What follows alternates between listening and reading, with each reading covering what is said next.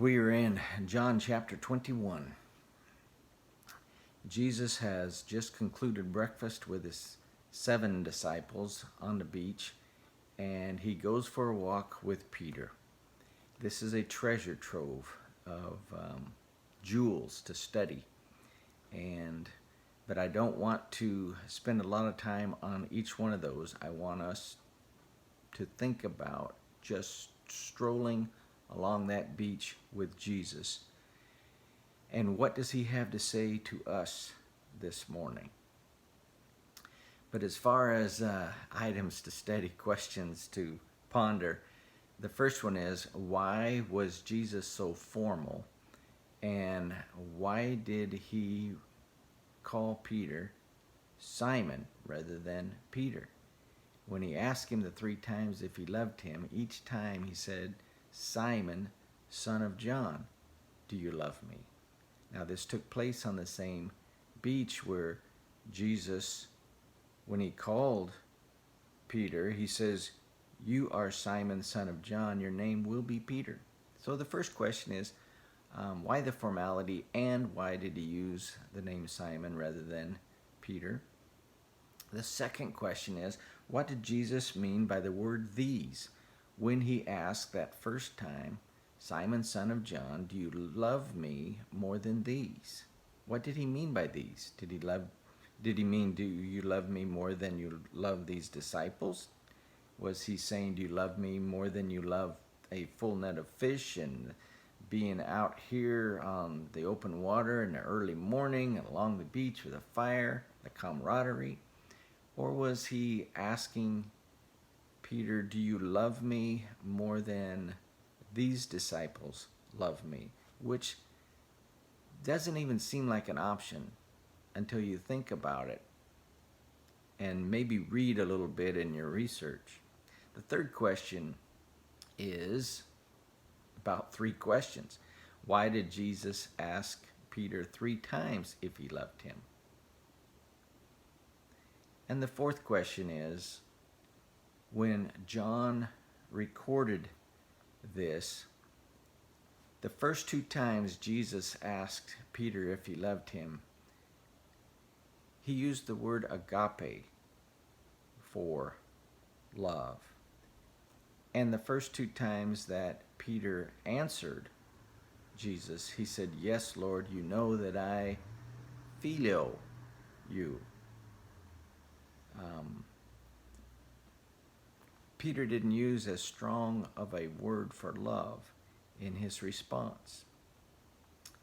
Now, the third time that Jesus asked him if he loved him, then Jesus used the same word that Peter was using. So it's very interesting, and some research will get you into possibly the Aramaic and that, and maybe it's not that big of a deal. That seems to be what scholars are saying these days, but anyway, it is a very interesting question. And then number 5, when Peter answered all 3 times, why did he say, Lord, you know?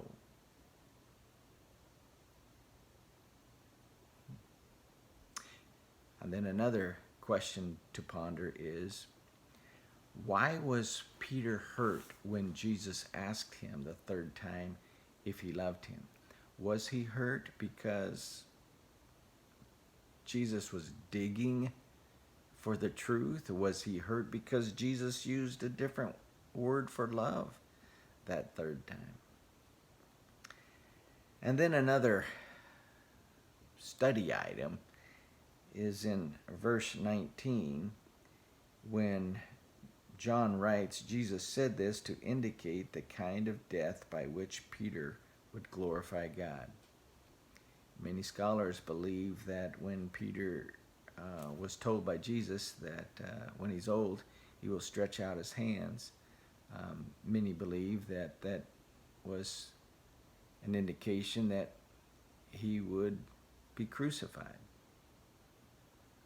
Or was Jesus just saying that Peter would die in his old age? Well, these are very interesting questions to study. But I want us just to stroll along the beach with Jesus and Peter.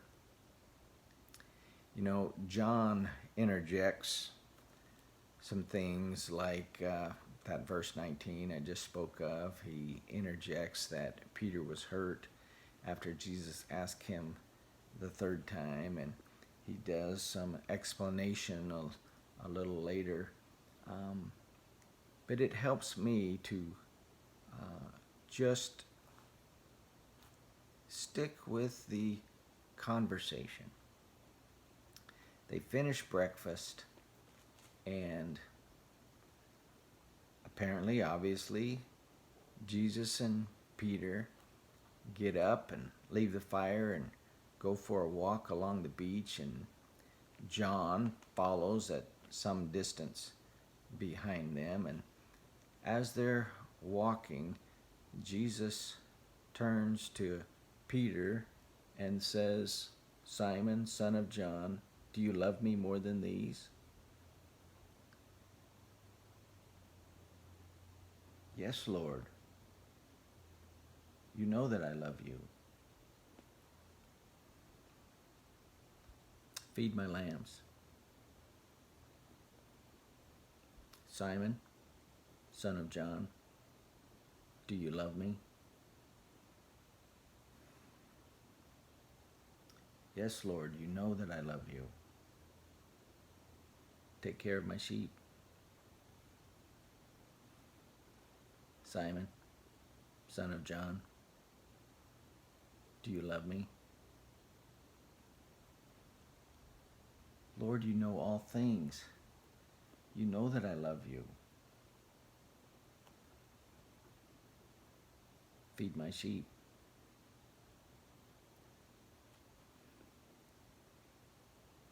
"Simon, when you were younger, you dressed yourself and went where you wanted, but when you're old, you're going to stretch out your hands and someone else is going to dress you and lead you where you don't want to go. Follow me."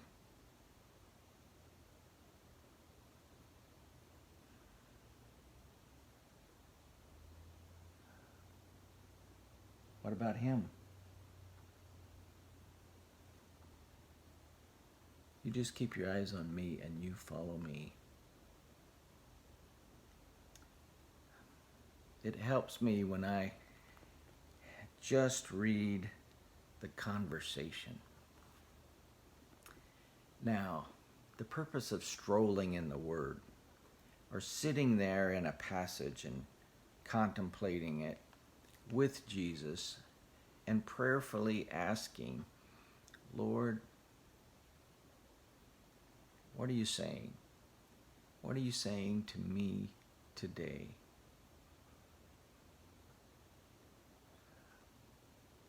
What I hear, and it's for me, and it's interesting how when I ask Jesus, "What do you have?" like Joshua did, "What has my Lord to say to his servant?" When I think, what would Jesus say to me?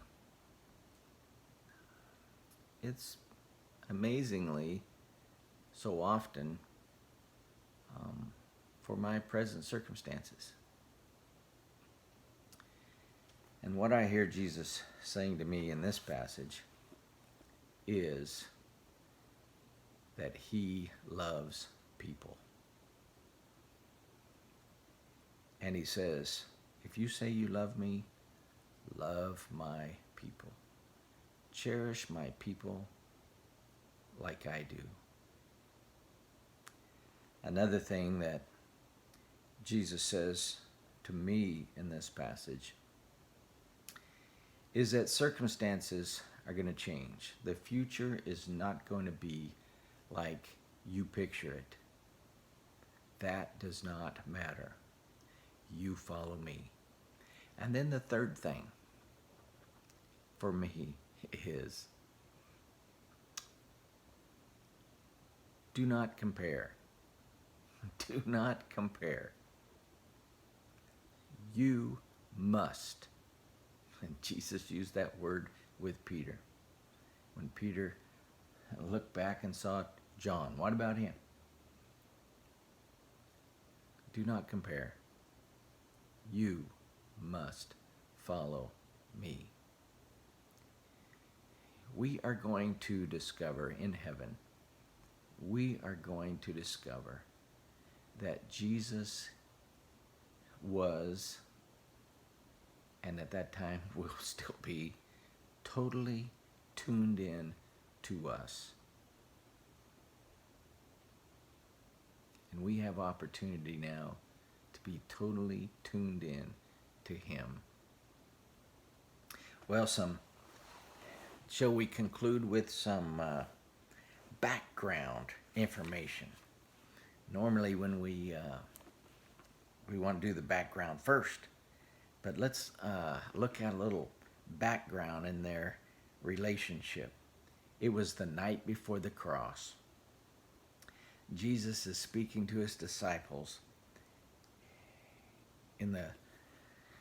on Mount of Olives, and he says to Simon, but he's referring to all of them. He says, Simon, Simon,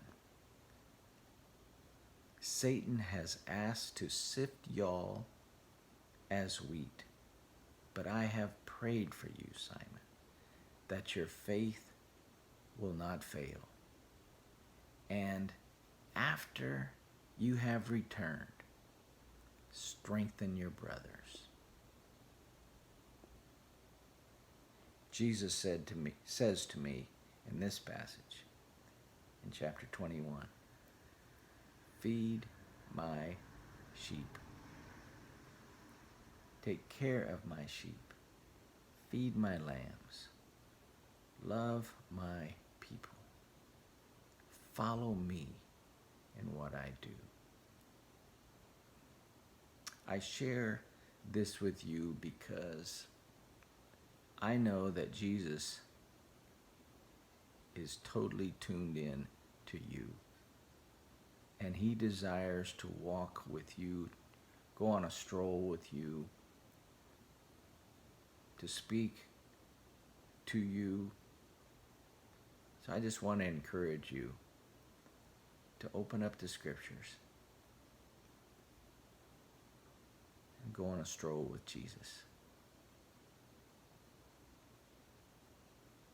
He who has ears to hear, as Jesus would say, let him hear.